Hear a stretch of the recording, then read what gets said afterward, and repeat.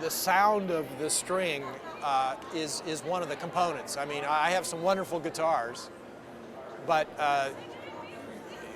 depending on what strings you put on it, it's going to have a slightly different sound or response. And I was a little late in coming around to the Elixirs, but I think it was 2 years ago at this NAMM show, George Loudon presented me with the first Grassi signature model, and he had some ELIXIR phosphor bronze nanowebs on there, and I played the guitar, and of course it's a gorgeous guitar, and I was so excited about having this new guitar, and I thought, wow, this thing sounds great, it sounds so great.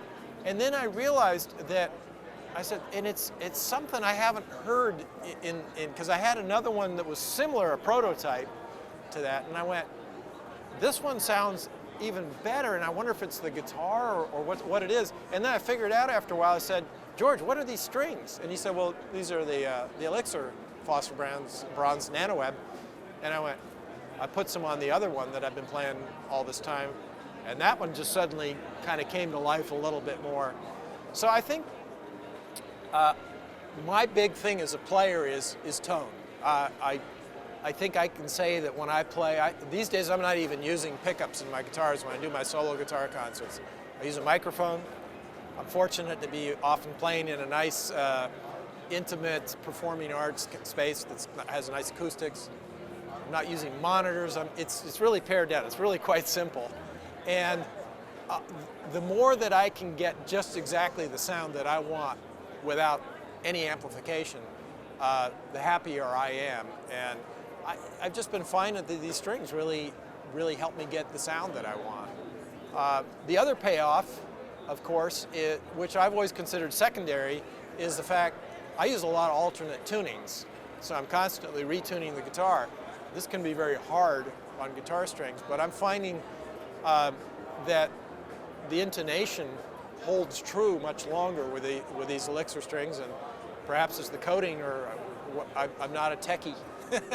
But it's making it possible for me to get through a whole concert, retuning the strings, and not by the end going, wow, the intonation's going, they're getting kind of dull.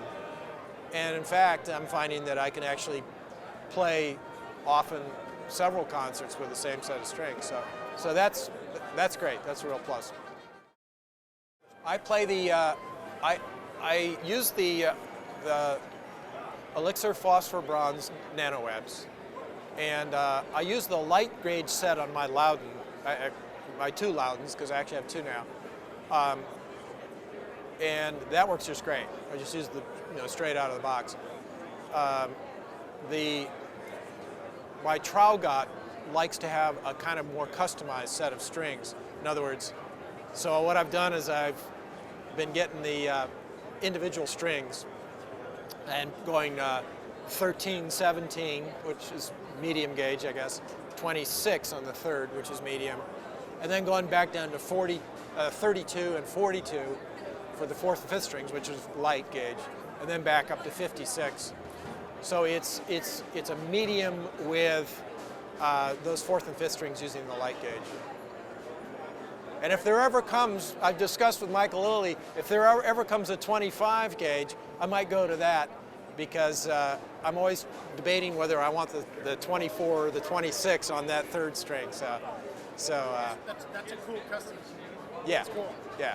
So but the basic point is, for me, the whole thing with gauging is you're trying to get the best sound that you can out of the instrument. And you're also trying to make it as easy and comfortable to play as possible. So it's that balance. And, it just happens that the straight light set works great for me for the Loudon. And then the Traugot just wants a little bit more tension on there to pull the sound out of it. What I always tell kids is, follow your own voice, follow your intuition, but also keep stimulating yourself by learning from other players and learning different traditions. I think a broad base is always good. So learn how to play a little bit of classical guitar, learn some rock and blues, learn some jazz harmony and chord progression, But try to balance your time between learning that stuff and also being able to follow your own intuition and trust your intuition. If you sit down and start playing something, you know, see where it leads to. And you know, I know I've had the most success by balancing this process of intuition, just sitting down, kind of losing myself, starting to play something and let my mind go, retuning the guitar, whatever it takes.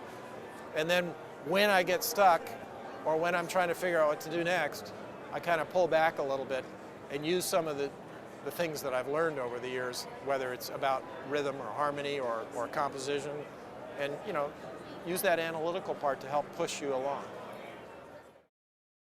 Well, actually, I'm always listening to quite an eclectic variety of music. I'm actually listening to a fair amount of classical music right now, and especially orchestral music, because I want to get this project going, and I'm trying to learn more about arranging for strings and orchestral instruments. So that I'm doing.